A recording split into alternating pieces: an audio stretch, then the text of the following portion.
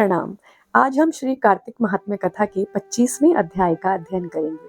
इससे पूर्व 24वें अध्याय में हमने पढ़ा कलहा नामक राक्षसी की कथा को कि किस प्रकार अपने व्यवहार के कारण वह ब्राह्मण से प्रेत योनि में गई और उसके बाद तुलसी दल वाले जल के उसके ऊपर पड़ जाने से, कुछ बूंदों के ही पड़ जाने से उसके जो पाप कर्मों के फल थे उनसे वह मुक्त हो गई। तो इससे आगे की कथा अब हम पढ़ते हैं। ओम नमो भगवते वासुदेवाय। धर्मदत्त जो कलहा से उसकी कथा सुन रहे थे कि उसके जीवन में क्या हुआ, वो आगे कहते हैं, तीर्थ व्रत और दान आदि के करने से समस्त पाप नष्ट हो जाते हैं, मगर प्रेत योनि में रहने वाले को इसका अधिकार नहीं होता।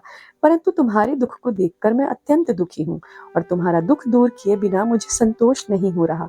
तुम्हारे पाप बड़े भारी हैं, क्योंकि यह तीनों योनियां बहुत बड़े पाप करने वालों को ही प्राप्त होती हैं और प्रेत योनि तो थोड़े से पुण्य से नष्ट भी नहीं हो सकती। लेकिन मैं तुम्हें इस योनि से अवश्यमेव छुड़ाऊंगा। इसलिए मैंने जो कार्तिक का व्रत किया है उसका आधा पुण्य तुम्हें देता हूँ, क्योंकि यज्ञ दान तीर्थ यह सब निश्चय ही कार्तिक के व्रत के पुण्य के समान ही है। नारद जी कहते हैं, हे राजन, इतना कहकर धर्मदत्त ने उसको ओम नमो भगवते वासुदेवाय यह द्वादशाक्षर मंत्र सुनाया और तुलसी का जल उसके ऊपर छिड़का। बस फिर क्या था, क्षण भर में वह प्रेत योनि से छूटकर प्रज्वलित शिखा के समान दिव्य रूप धारण करके लक्ष्मी के समान सुंदर हो गई। तब वह धर्मदत्त को दंडवत प्रणाम करके प्रसन्नता से गदगद होकर बोली, हे ब्राह्मण, आपके आशीर्वाद से मैं इस घोर नरक से छूट गई हूँ। मुझे पाप सागर में डूबती हुई के लिए आप नौका के समान हैं। नारद जी आगे बताते हैं, हे राजन, अभी कलहा इस प्रकार कह रही थी कि वहां पर विष्णुगण एक दैदीप्यमान विमान लेकर आए। विमान के द्वार पर अप्सराएं और गण बैठे हुए थे। धर्मदत्त ने उन सबको देखकर दंडवत प्रणाम किया। पुण्यशील और सुशील नामक भगवान विष्णु के गणों ने धर्मदत्त को अपने हाथों से ऊपर उठाकर उसका अभिनंदन करके उन्होंने कहा, हे द्विज श्रेष्ठ, आप धन्य हैं जो कि आप सदा भगवान विष्णु के व्रत, कथा और सेवा में लगे रहते हैं। आप सर्वदा दीन दुखियों पर दया करते रहते हैं।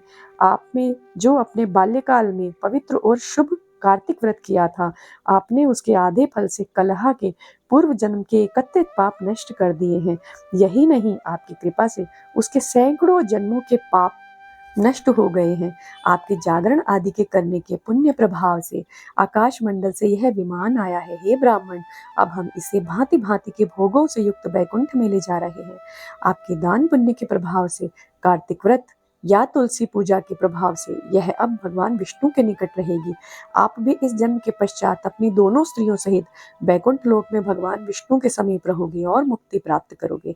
हे दया सागर, वह मनुष्य धन्य है और जन्म उन्हीं का फलीभूत है जिन्होंने कि तुम्हारी तरह भगवान विष्णु की भक्ति की है, क्योंकि भगवान विष्णु अपने भक्तों का भला करके उन्हें क्या नहीं देते, वह सब कुछ देते हैं। जिन्होंने प्राचीन काल में उत्तानपाद के पुत्र को ध्रुव स्थान में पहुंचाया, जिसके स्मरण मात्र से प्राणियों की सद्गति हो जाती है।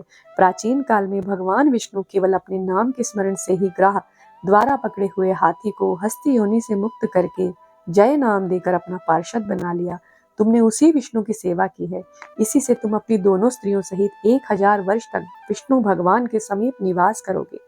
जब तुम्हारा पुण्य क्षीण हो जाएगा, तब तुम पृथ्वी पर सूर्य वंश में अपनी दोनों स्त्रियों के साथ दशरथ के नाम से प्रसिद्ध राजा होगे, तथा यह कलहा तुम्हारे आधे पुण्य की भागीदार होने के नाते तुम्हारी तीसरी भार्या होगी।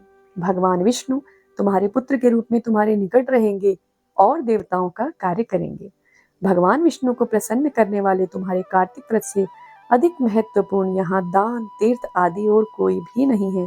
हे दया सागर, तुम धन्य हो, क्योंकि तुमने जगत गुरु भगवान विष्णु को प्रसन्न करने के लिए कार्तिक का व्रत किया है, जिसके आधे पुण्य के फल की भागीदारी इस कलहा को इस समय हम अपने साथ विष्णु लोक ले जा रहे हैं। इस प्रकार कार्तिक की पूजा के महत्व से कलहा विष्णु लोक की ओर प्रस्थान कर गई। यहीं पर श्री कार्तिक महात्म्य कथा का 25वां अध्याय संपन्न होता है। ओम नमो भगवते वासुदेवाय। प्रणाम।